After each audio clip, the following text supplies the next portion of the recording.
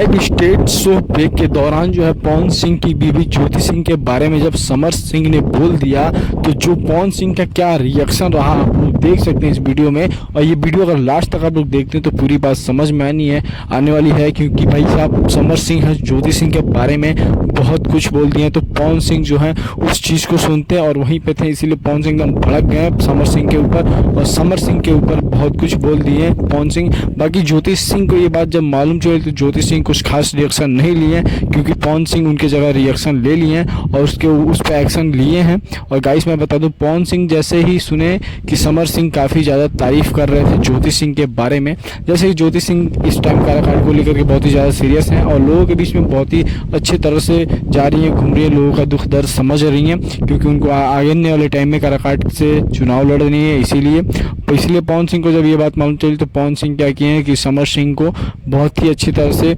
बोले, धन्यवाद दिए कि तुम यहाँ तक समझते हो, अच्छी बात है। बाकी समर सिंह और ज्योति सिंह के बारे में आप लोगों का क्या राय है कमेंट में जरूर करके लिख के जाइएगा। बाकी चैनल को सब्सक्राइब जरूर